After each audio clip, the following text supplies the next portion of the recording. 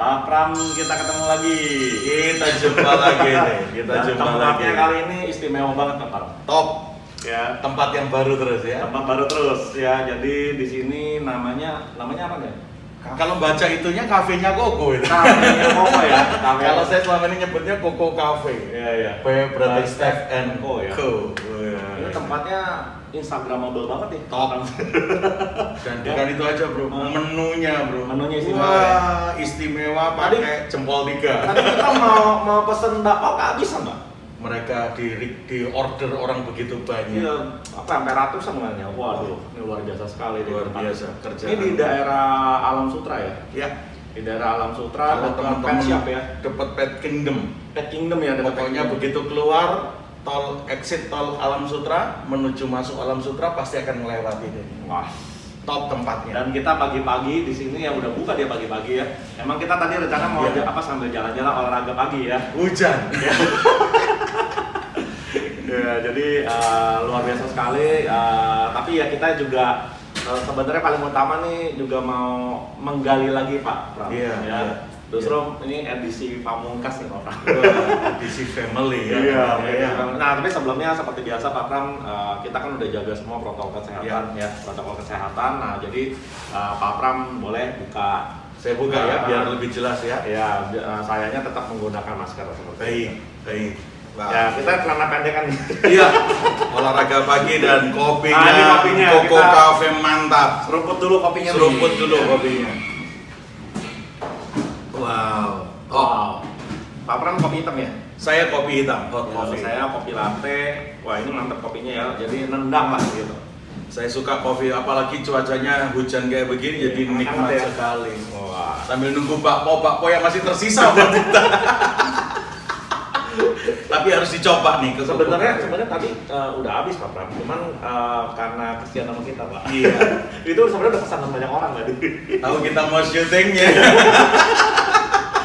Ya. Baik. Ya, jadi oke ya Pak Pram. Ini Pak Pram, kemarin kan kita udah bahas banyak lah bicara tentang pelayanan, Iya. tentang amanat agung gitu ya. Benar. Nah justru ini yang kita pengen tahu sebagai edisi pamungkas Ah. menuju umur 50 Pak Pram, Yes. ya goes to 50 tentang keluarga Pak Pram. My family. Ya. Iya. Nah mungkin Pak Pram bisa menceritakan gitu ya. Iya. Ketemu Si Ciri Maria. ya. Tadi saya sudah ajarin kehujanan katanya. Bedak udah luntur semua. Ya, ketemu dirinya bagaimana gitu. Saya ini kan latar belakangnya nakal tuh bro, seperti episode awal dulu bro. Jadi kecil-kecil sudah bisa jatuh cinta bro. Sudah, jadi tertarik dengan Ceria mungkin ya SMP akhir gitu. Atau SMP? awal SMA, SMP akhir kayaknya saya udah bidik ini, kayaknya kok keren ini. Berarti cinta monyet Pak. Cinta monyet yang berubah jadi simpanse dan King Kong. Ketemu Ciri di mana Pak? Ketemu di gereja. Oh, di gereja. Iya, kita satu gereja. Cuman saya ada di sekolah minggu tuh.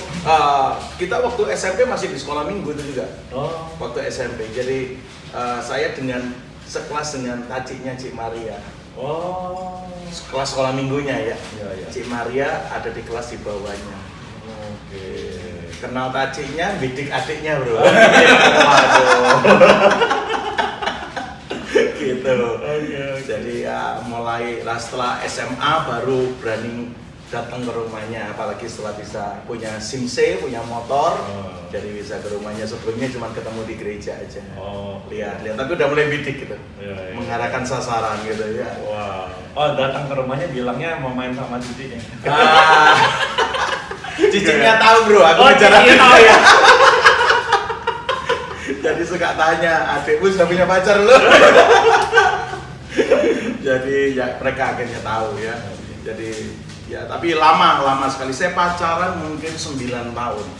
Pacarannya 9 tahun. Kenapa selama itu ya dimulai dari bidik dan sebagainya. Nah, ini ada satu cerita yang saya mau sharing di sini bahwa saya itu banyak pelayanan di luar gereja.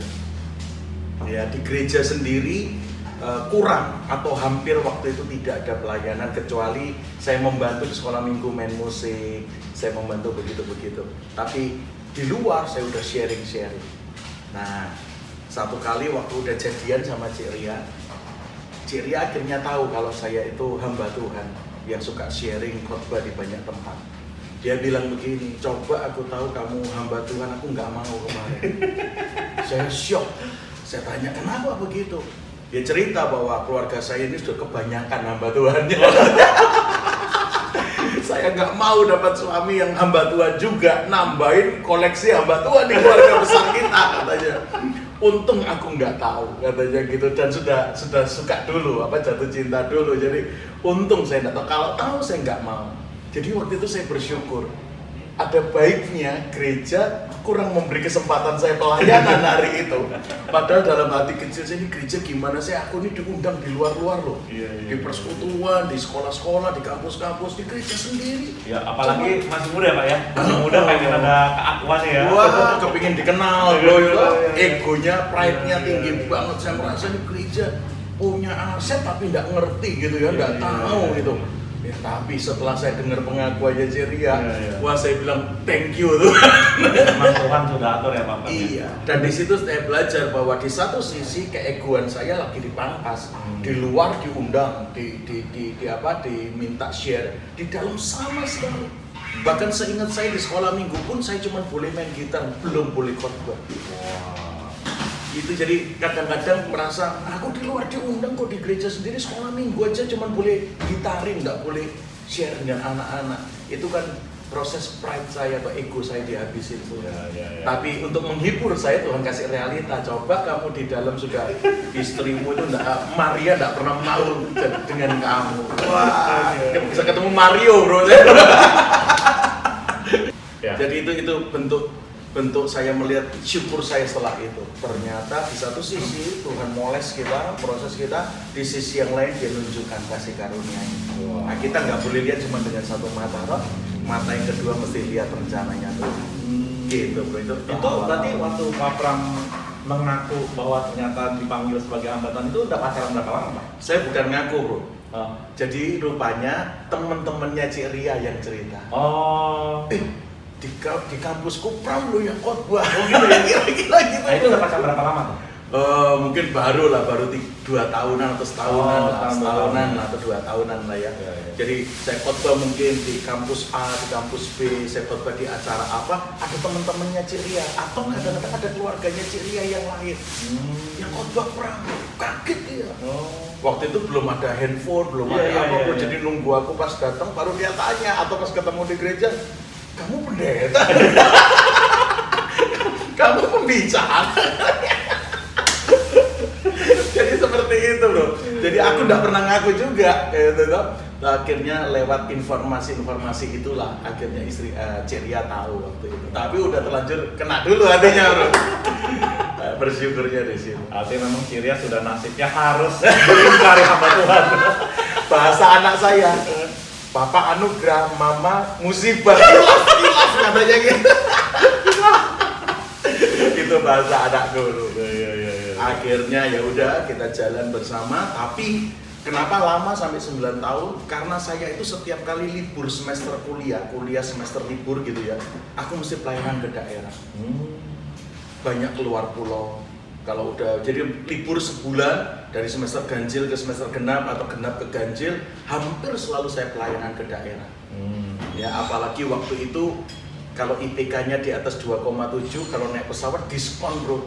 Ya apa mahasiswa berprestasi lah dapat diskon 25%. Ada ya zaman dulu ada gitu. Ada bro, Merpati, Simpati, waduh udah bangkrut semua. Jadi hampir selalu saya pergi. Makanya di Surabaya atau dengan Ceria pun enggak terlalu hari-hari ketemu, enggak juga. 9 tahun itu kalau di Pras mungkin cuma separuhnya lah. Beda kalau zaman sekarang kan kayaknya intensif banget. Wah iya. Kalau tiap hari WA apa gitu. Betul, WA, Skype ya, dan kalau sekarang sebagainya. seperti itu. Kalau dulu ya memang. Dulu nggak ada bro. Saya punya handphone aja baru tahun berapa itu baru punya handphone ya. Itu pun cari yang mereknya Siemens. Gedenya bisa buat mukul orang gitu bro ya. Nah, itu awal-awal. Tapi Pak Pram sebenarnya memang pacaran sekian lama itu kan karena memang kita perlu menjajaki karakter gitu ya Pak. Iya, sebelum iya. kita benar-benar masuk ke dalam dunia pernikahan. Gitu. Iya. Jadi sebenarnya kalau bagi orang Kristen sendiri, ini tips buat anak muda nih Pak. Iya, iya. Pacaran itu jadi gimana sih Pak Pram? Ya yang pertama biar dimulai dari mungkin tertarik jasmaninya dulu. Ya. Iya. Ada rekan yang bergurau. Jangan cari yang rohani dulu, katanya cari yang jasmani dulu. Kenapa? Kalau jasmaninya udah jelek, rohaninya bagus, susah itu Ngapain? Kalau toh bisa mahal.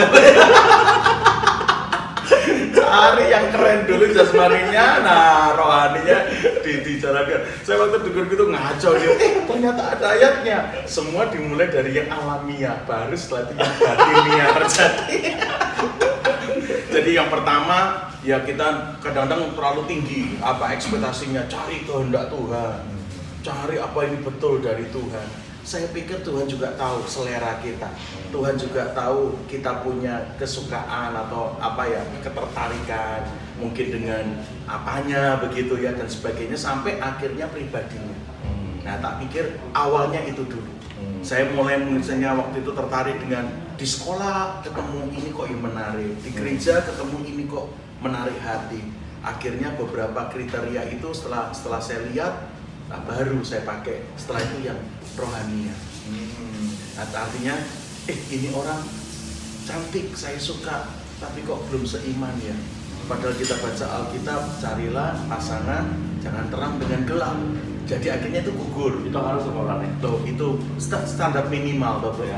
Standar minimalnya seperti itu. Akhirnya gugur. Wah, ini nggak seiman. Akhirnya dari yang seiman yang menarik hati, saya mulai lihat lagi. Cocok nggak kepribadiannya dengan seperti yang saya mau. Jadi Pak Pram itu kalau soal itu kan banyak juga nih Pak anak-anak Tuhan yang udah terlanjur suka Pak sama yang tidak seiman Pak. Itu gimana tuh Pak? Iya. Sebenarnya kendalanya apa sih biar nanti ya jadi pertimbangan lah gitu loh. Bedakan antara jatuh cinta sama membangun cinta, bro. Wah, itu bahasa saya itu. Kita kan baru kenalnya falling in love, Iya. jatuh cinta ya. Tetapi kalau kita baca di kebenaran firman Tuhan, bukan cuma jatuh cinta, tetapi harus membangun cinta. Makanya itu yang perlu kebersamaan, karena untuk membangun tidak bisa sendiri. Ketika kita coba kenali, mungkin coba jalan bareng dalam beberapa hal kok tidak seirama, itu jadi warning mestinya. Jangan dipaksakan. Kalau kita cuma punya hati jatuh cinta, biasanya membabi buta, karena cinta itu suka buta katanya. Iya. Jatuh cinta itu suka buta. Tapi kalau membangun cinta, ini jalan lama loh. Bukan jalan cuman sekali-sekali atau beberapa temporary. No, ini sampai akhir. Ya, banyak anak muda yang nggak paham nih Pak Pram. Kalau pertama jatuh cinta kan kayaknya excited ya. Excited. Padahal kan berjalan dengan waktu pasti ya, rasa itu akan berbeda, akan berubah gitu Betul, kan. betul. Gitu. Ada satu istilah yang menurut saya keren untuk direnungkan. Berkumpul bersama itu baru awal, itu baru permulaan.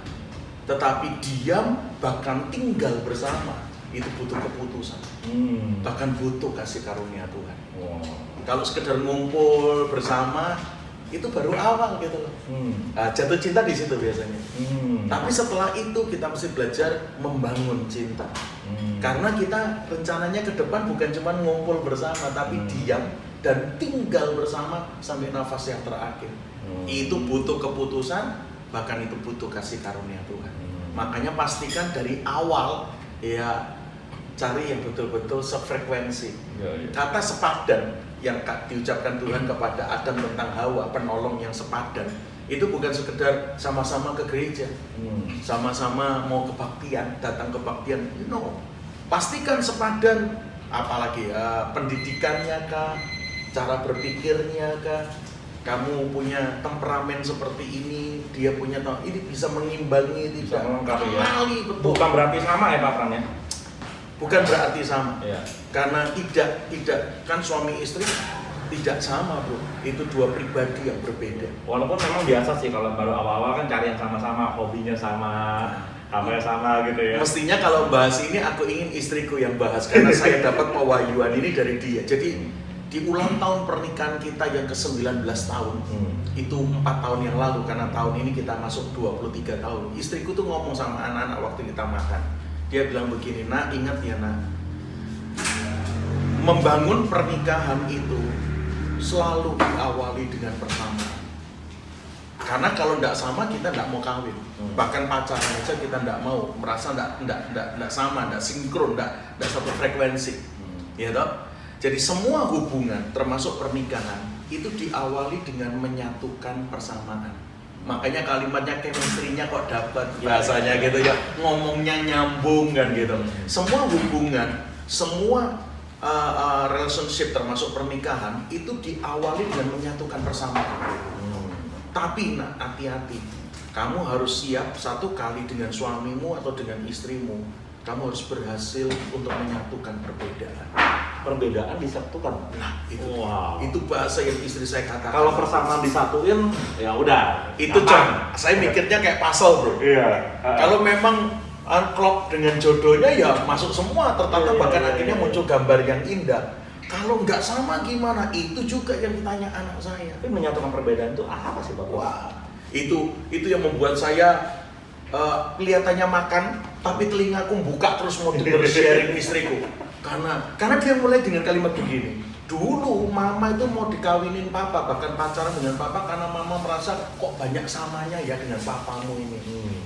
Setelah kawin lah, wah itu kalimat sudah mulai kontradiktif, anti klimaks. Saya berhenti makan tuh. Jadi lagi-lagi gini. Iya. Setelah kawin, nah kan dia lagi ngobrol dengan dua anak kita tuh. Saya kan makan denger gitu ya. Dulu mama mau pacaran bahkan mau menikah dengan papa itu karena merasa chemistry-nya dapat, ngomong nyambung, semuanya kok asik. Mama mau pacaran, mama mau dikawin lah. Tapi setelah menikah ternyata begitu ternyata itu dua makanan nggak jadi ditelan Pak. Sudah ditelan digigit tapi nggak dikunyah. Yang di mulut gak ditelan, saya mau dengar. Setelah kawin, nak, ternyata mama menyadari papa sama mama ini lebih banyak bedanya daripada samanya. Wah, aku langsung berhenti makan tuh. Terus anakku yang kedua nanya, contohnya apa yang sama, apa yang beda? Bedanya lebih banyak dari samanya. Wah, dia ungkap yang bedanya yang banyak itu karena dia punya contoh yang banyak toh. Mama suka sendiri di rumah. Mama nggak bingung ketemu orang. Wah, anak papamu nggak ketemu orang bingung. Mama ketemu orang yang nggak suka karena mama tipenya kayak introvert gitu ya, sendiri baca buku di rumah. Papimu tuh tipenya kan tipe familiar, sanguin begitu. Kalau nggak ketemu orang bingung katanya gitu. Wah, itu udah beda katanya. Belum lagi soal makanan. Mama suka nyoba makanan yang bukan itu aja, ganti lagi. Papimu tuh nak suka itu, ya itu terus. Waduh, jadi diungkap begitu. Nah, sampai akhirnya anak saya tanya, "Mam, gimana nyatuin perbedaan?" Kalau memang beda, ya nggak bisa disatuin dong. Coba puzzle itu. Kalau nggak jodohnya ya nggak bisa lengket, atau kalau tuh dipaksa ya rusak, nggak jadi gambar yang bagus. Gimana nyatuin perbedaan itu? Nah, di situ baru dia bilang, disitulah butuh komitmen dan butuh kasih karunia Tuhan. Untuk menyatukan perbedaan itu butuh komitmen, butuh tekad, butuh niat, dan yang kedua butuh anugerah Tuhan. Karena rupanya banyak orang fail di pernikahannya gara-gara ini. Setelah kawin, sadar lebih banyak bedanya dari samanya, nggak tahan. Tekadnya pudar, kasih karunia Tuhan nggak dilibatkan, bubar di tengah jalan. Nah, ini yang mama buat. Apa, Ma? Tahu anakku yang satunya lagi cerita? Mama ngalah ya sama papa ya. Waduh, berarti aku ini papa yang dominan. Anak saya ngomong begitu, mama ngalah ya sama papa ya. Sampai di situ saya udah mau ngomong, saya tahan, bro. Mama ngalah ya sama papa. Kapan makan nih? Udah berhenti makan kan, karena udah tertarik mendengarkan sharing ini. Iya, aduh, mama ngalah ya sama papa ya. Papa otoriter ya, Ma? Papa galak ya, Ma? Atau apa? Mama nggak berani gitu. Ya, terus akhirnya istri saya bilang, beberapa orang mempertahankan atau menyatukan perbedaan dengan mengalah. Tetapi setelah mama lihat bukan itu cara yang terbaik. Karena orang yang mengalah itu nyimpen sakit hati di hatinya. Karena tidak mau mestinya hanya mengalah karena anak, karena tidak mau cerai, karena apa. Tapi itu bukan hal yang baik, karena itu kayak bom waktu yang nunggu ada apa akan meledak dan menghancurkan semuanya. Terus gimana caranya? Ini buat saya brilian, ini istriku yang sharing. Ini bukan pewahyuan dari saya, itu istriku. Dia bilang begini, setelah mama renungkan, mama belajar satu hal, cara menyatukan perbedaan adalah mama siap habis bukan jadi seperti yang mama mau. Loh kan berarti mama jadinya seperti papa mau? Bukan. Mama juga melihat papa pelan-pelan mengenali mama. Dan pelan-pelan mama lihat papa juga tidak mau jadi seperti yang papa mau. Loh terus jadi siapa dong? Mama nggak jadi seperti yang mama mau. Papa tidak jadi yang seperti papa mau. Terus jadi siapa? Kehendak Kristus yang muncul atas kita. Kehendak Tuhan.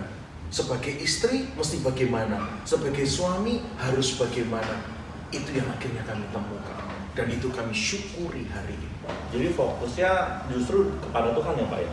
Jadi gini, saya mau menangkap apa yang Tuhan mau. Aku sebagai istri mesti buat apa? Saya sebagai suami mesti buat apa? Makanya betul-betul seperti Alkitab bilang, kalau kerajaan Allah hadir, kehendaknya jadi di bumi akan sama seperti di surga. Itu ayat bicara tentang pernikahan dan rumah tangga tuh. Kata di bumi itu bukan sekedar karena punya uang, punya kedudukan jadi surga. Banyak yang punya uang kaya raya neraka kok. Tapi nangkap kehendak Allah, nangkap nilai-nilai kerajaan Allah yang mau kita hidupi, sampai yang kita pijak sama seperti di surga. Dan itu lakukan di pernikahan kita. Itu sebabnya ya hubungan antara Tuhan Yesus, suami dan istri seringkali digambarkan segitiga ya Pak ya? Ya, seperti Allah Bapa, Allah Anak, Allah Roh Kudus, bro. Iya. Ini tentang Tuhan dan kita suami istri. Kalau kita bisa melakukan value-value ini, hubungan kita seperti seharmonis, tritunggal. Dan kalau digambarkan segitiga Pak, maka yang suami mendekat kepada Tuhan, yang istri mendekat ke Tuhan, nanti suami sama istrinya makin dekat Pak. Seperti segitiga. Ini pewahyuan dari Bro nih malah yang saya baru dengar. Keren betul. Saya setuju banget. Si suami ingin melakukan seperti yang Tuhan mau.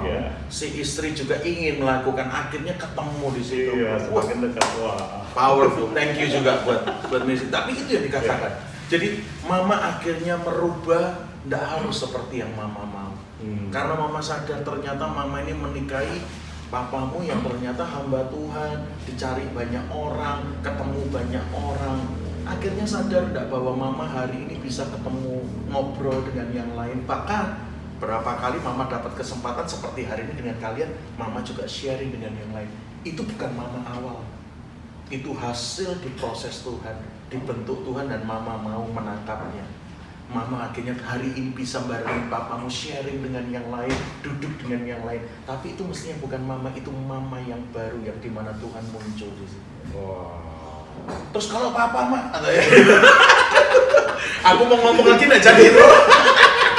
Karena anakku tanya kalau papa, mama lihat perubahannya di mana? Wah, saya juga mau dengar. Kalau saya menilai diri saya kadang-kadang enggak bener gitu ya, karena saya mau menilai yang terbaik. Kalau orang lain kan keren. Makanya saya tunggu istriku melihat apa yang berubah dari saya.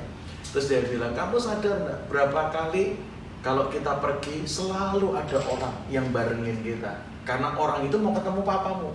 Bahkan jemput di bandara. Kadang-kadang mereka sampai cuti sekedar untuk barengin kita jalan di sana. Tapi satu kali waktu kita pergi, dia sebut beberapa acara. Kamu sadar enggak hari itu cuma kita berempat? Si A, si B, om, tante ini yang biasanya kalau kita ada di kota itu, di negara itu pasti datang coy. Hari itu enggak ada. Oh iya ya, mereka sibuk kali ya? Bukan nak. Mama juga tanya. Si A enggak tahu kita datang hari ini di kota ini. Si B nggak tahu kita ada di sini berapa hari. Enggak. Kenapa? Kamu udah kasih tahu mereka. Karena istri saya tuh tahunya gini, aku belum datang kehadiran, aura kehadiran saya sudah hadir dulu. Mereka udah kontak, Cik saya yang jemput ya. Hari ini makan dengan kita ya, besok makan atau pergi ke sini ya. Belum datang bro, mereka udah jadwalin bro. Jadi istriku bilang itu papamu itu. Tapi hari itu kita naik taksi, kita kemana-mana jalan sendiri sampai mama tanya ke papa, mana si A, si B sibuk kerja, nggak bisa barengin. Enggak, aku nggak beritahu. Kenapa? Papa bilang begini, Aku juga tahu kamu ingin, kadang-kadang cuma kita tok, nggak ada orang lain. Wah, mama menghargai itu. Mama menghargai itu. Karena rupanya papa juga lihat kerinduannya mama tanpa mama nuntut. Gitu.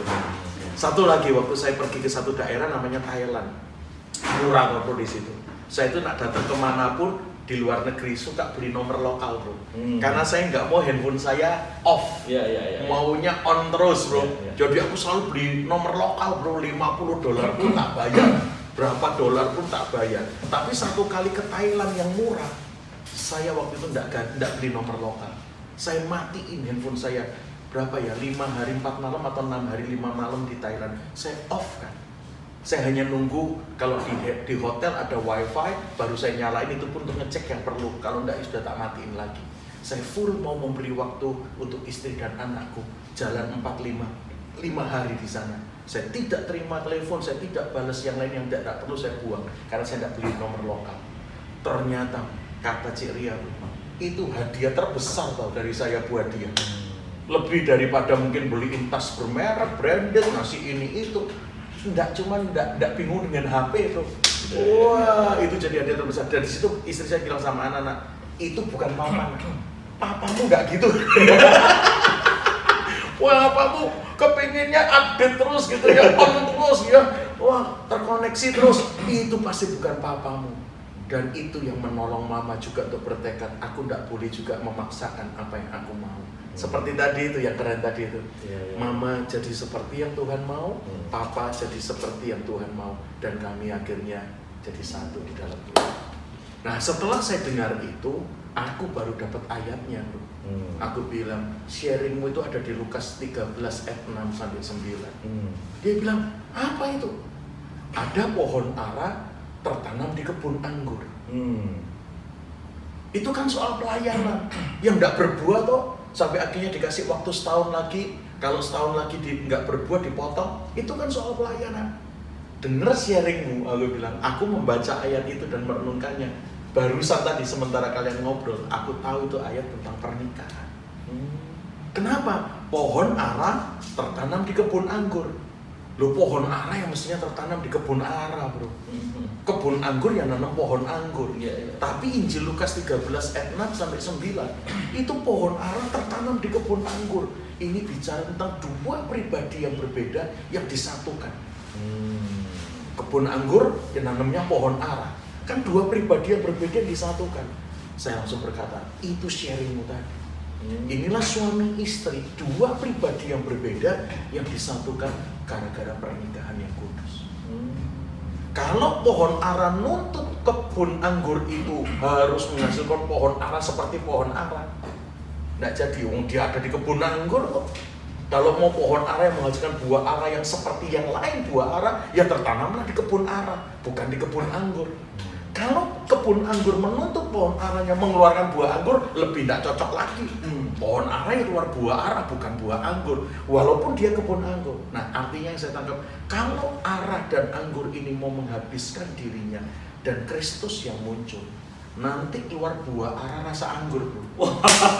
Wah, itu jadi pewahyuan loh buat saya. Itu sama kalau kayak ada kopi rasa durian lah. Fruity coffee ya. Kopi rasa vanilla. Ini kopi rasa kopi kalian. Kenapa itu kopi bisa rasa vanilla, rasa orange, rasa vanili atau apa, strawberry? Rupanya karena nanam kopi sekitarnya nanam strawberry. Nanam kopi sekitarnya nanam jeruk. Ada orang bilang wine ya, Pak ya. Iya, Jawa wine coffee dan sebagainya kan begitu, bro. Jadi aku bilang begini, wah, pewahyuanmu itu membuat saya melihat satu angle baru. Bahwa kalau kita mau habis dari diri kita, ingat dari awal obrolan ini kita kasih title, aku makin berkurang-kurang, Yesus yang harus makin bertambah-tambah. Di usia yang makin senior ini, mesti itu yang terjadi. Jadi sebenarnya itu pun bukan cuma masalah bagaimana kita bersikap dalam hal pelayanan, tapi bahkan itu akhirnya menjadi kunci bagaimana kelanggengan terhadap pernikahan. Betul. Wow. Malah yang lebih lanjut, akhirnya kita belajar dengan istri saya, bro, adalah ini tentang kuping, telinga kita nih. Telinga ini daun telinganya kiri kanan tau, bro. Itu kalau disatukan jadi hati loh. Oh iya. Ya kan kita punya dua telinga kiri, dan telinga kanan. Itu kalau disatukan jadi hati. Iya benar. Ternyata kunci membangun cinta. Mendengar ya. Telinga yang mau mendengar, bro. Dan kagetnya itu bahasa Inggrisnya mendengar, hear. H E A R T. Antara H dan T ada ear. Oh iya benar juga. Wah ini cocokmologi atau pewahyuan saya nggak jelas ini, bro. Kata hear itu ada H T, tengahnya ear, bro. Iya. Akhirnya kita belajar kunci komunikasi dan membangun cinta yang keren adalah mau mendengar, mau melihat kebutuhan pasangan, melihat. Dulu waktu belum menikah beberapa orang ngelihat terus, dengar terus, belum ngomong tahu loh, bro. Iya. Capek ya? Iya. Belum ngomong loh, belum ngomong capek udah tahu. Iya. Udah kamu tidur dulu deh, aku tak Iya. pulang deh, kamu capek. Yang ngeri itu setelah kawin, bro. Capek pun dia enggak tahu, bro. Masih diperintah ini, disuruh ini, matanya nutup, telinganya nutup. Makanya komunikasinya amburadul. Lalu komunikasi itu kan kunci membangun keintiman yang keren. Orang yang keintimannya terganggu pasti karena komunikasinya terganggu. Komunikasi terganggu karena telinganya nutup, matanya nutup. Nah, itu aku belajar dari istriku waktu sharing-sharing ini, membuka wacana kita. Ya, menyatukan hubungan dengan persamaan itu cuma di awal. Seperti kalimat tadi, ngumpul bersama itu baru awal. Menyatukan persamaan itu awal. Tapi berikutnya, diam bersama, tinggal bersama, butuh keputusan, bahkan butuh kasih karunia Tuhan. Dan itu punya kemampuan menyatukan perbedaan. Wah, jadi kita sekarang dapat resep nih ya, bagaimana hidup langgeng. Udah berapa? Jadi berapa tahun menikah? 23 tahun tahun ini. Saya 23 menikah tahun menikah. 11 Agustus 1998. Ya, Tahun jadi, ini 23. Jadi 23 tahun. Padahal pacarannya 9 tahun. Total 32 kira-kira. 32 tahun. Umur 50, Pak Pram. Umur 50 ya. Berarti ketahuan ini. Berarti lebih dari setengah umur Pak Pram itu Bersama Ceria. Lebih dari setengah umur Ceria sudah bersama saya. Wah. Iya. Wah, ini luar biasa sekali ya. Wah, Pak Pram, thank you banget nih ya. Ini kita dapat banyak belajar ya tentang kehidupan pernikahan ya. Iya. Gitu loh. Dan saya yakin banyak hal yang kita pengen tahu lebih lagi ya tentang keluarga Pak Pram nih, Pak. Iya. Ya, saya sebenarnya ingin tahu, kalau tadi kan udah dengan antara Pak Pram dengan Ciria. Iya. Nah, Dengan dengan tahu juga anak-anak, bagaimana dengan anak-anak. Cuman Wah. jangan sekarang, Pak. Kayaknya lebih seru itu ceritanya. Iya, kita simpan di episode berikutnya. Siap. Ya. Siap. Sekali lagi thank you Pak Pram ya Saya atas juga terima kasih. sharingnya ya. Ya. Semoga ini menjadi inspirasi buat kita keluarga Kristen ya. Bagaimana kita bisa menjaga hubungan pernikahan kita ya. Nggak gampang pasti Pak Pram ya. Benar. Penuh dengan tantangan. Yes. Tapi jika si suami semakin seperti Kristus, si Tadi ya. istri semakin seperti Kristus, Prinsip maka hubungan suami istri akan semakin dekat ya, semakin Top. dekat ya. Setuju. Oke, thank you, itu aja ya. Jangan lupa. Thank you juga buat Koko Oh Cafe. iya, Koko Cafe, thank you banget. Thank you loh. very much buat tempatnya. Iya, Thank dan you. saya nggak sabaran mau makan bapaunya nih, Pak. Bapaunya sudah siap ya. Sampai ketemu Oke, pada sampai episode ketemu. Jangan berikutnya. lupa diklik like, share, subscribe, ya. Loncengnya dibunyikan. Loncengnya dibunyikan karena episode berikutnya kita mau bahas tentang antara orang tua dengan anak. Ya. Siap. Sip. Sampai berikutnya ketemu. God Bye. bless.